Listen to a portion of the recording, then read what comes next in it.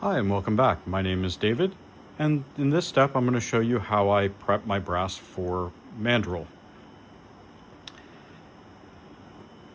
I use a dry media, Moly, specifically from 21st Century. I simply just shake up the container, make sure that it has adequate amount of Moly already in it. Take piece of brass, tap it in there, tap it a couple times just to make sure that there's nothing stuck inside of it and nothing stuck to the case. I go through and I just simply do this for all the different cases that I have. And this applies just a quick and simple film of Moly around the interior of the case.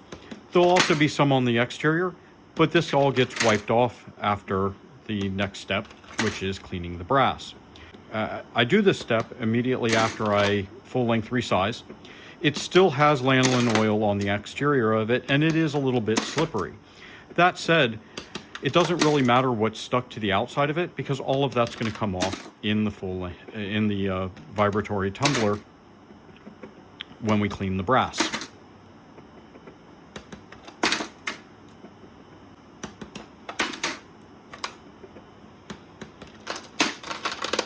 You'll notice as I go through and do this, I tap it specifically on the lid, which has a piece of foam cardboard in there, which minimizes any sort of impact and doesn't dent or damage or misshape the brass. The last thing that we want to do after we full-length resize the outside is to introduce an anomaly into that.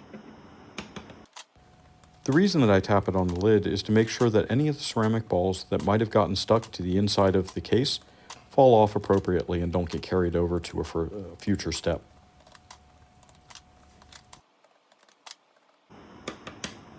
Occasionally, as I'm going through and doing this, I'll just mix up the Moly just to make sure that it gets it evenly coated and I'm still applying a nice even coat to the inside of my brass.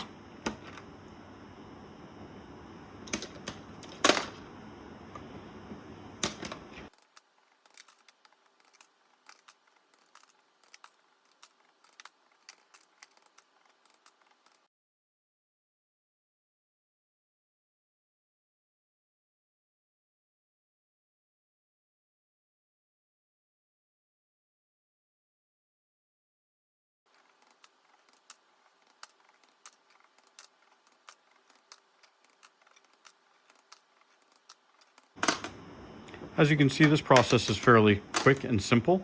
I was able to do 100 cases in just about 5 minutes. Join me for the next step, which will be the mandrel part.